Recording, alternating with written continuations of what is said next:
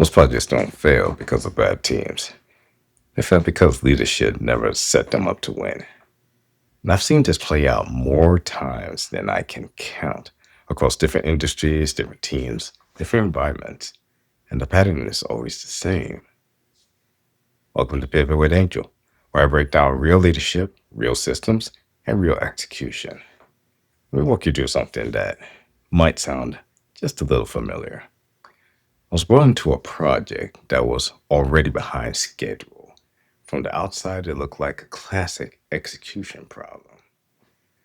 Deadlines were slipping, leadership was frustrated, and the team was under god awful pressure. But when I actually sat down with the team, what I saw was completely different.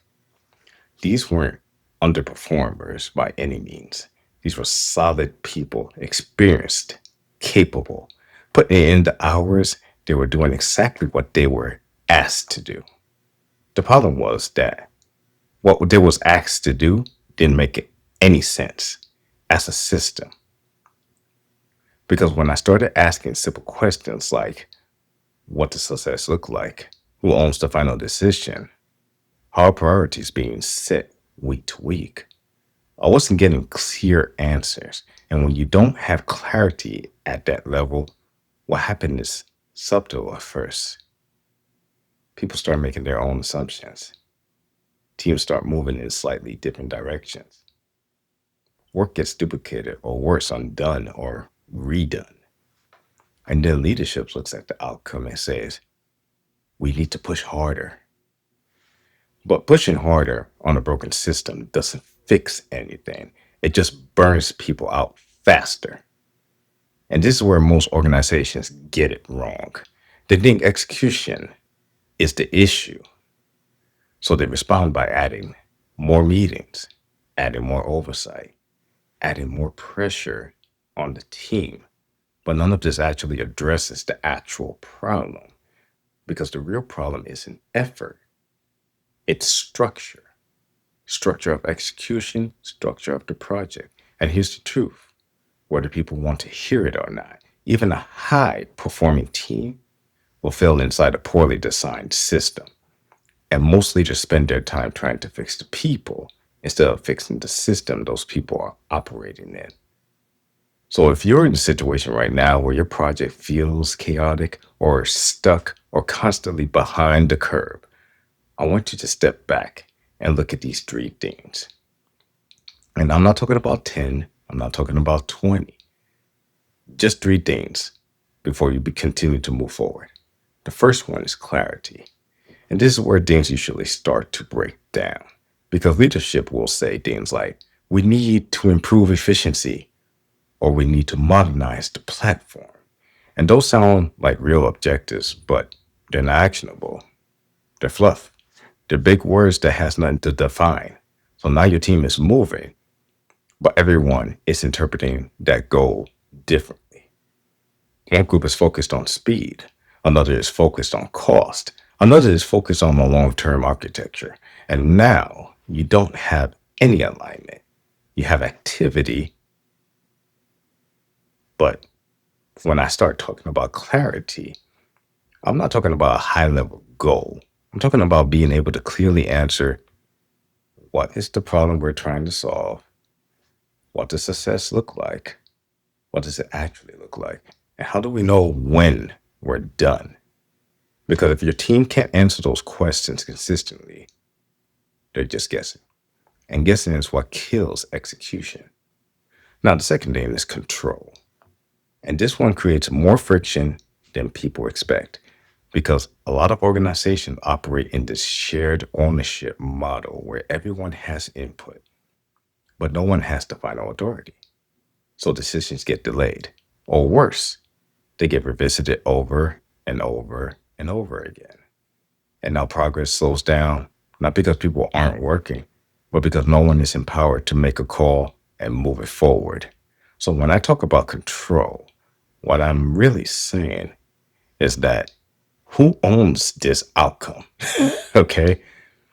Not the meeting, not the discussion, the outcome itself.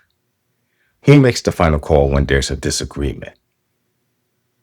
Because if there's not a clear way, your team is going to stall every time pressure increases. And the third piece, which is the most important, is the cadence. And this is where a lot of projects quietly fall apart. Because even if you start with clarity, even if you have the right ownership, things are going to change. Priorities shift, new information becomes dependencies, and they come in, and dependencies move. And if you don't have a consistent rhythm to realign, you drift, literally.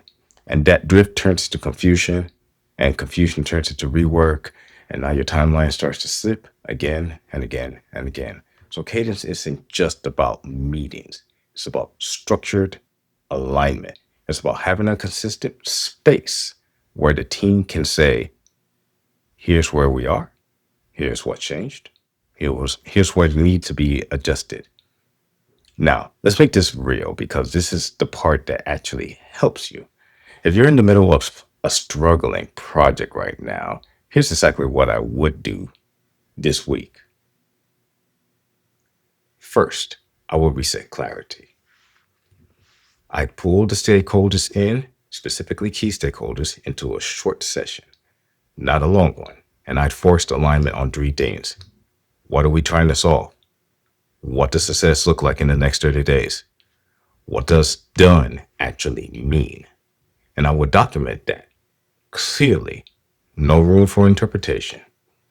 Second, I would establish decision ownership. I'd identify one person who is accountable for delivery, not shared, not distributed, one person. And I make it very clear to the entire team, this is the decision maker right there. This is where escalation goes. This is who drives the process. And this is who drives the progress. That alone removes a huge amount of friction. And third, I would lock in a weekly cadence. Same day, same time, no unnecessary noise, just 3 things. Priorities, blockers, decisions. That's it. Because when you have that rhythm, you reduce the drift. When you reduce the drift, you regain control. Most projects don't fail because people aren't working hard. They fail because no one took the time to design the system properly in the first place. So if things feel chaotic now, take a step back.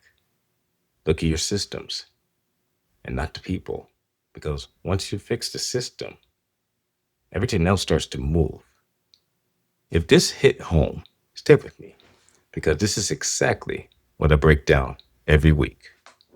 Until next time.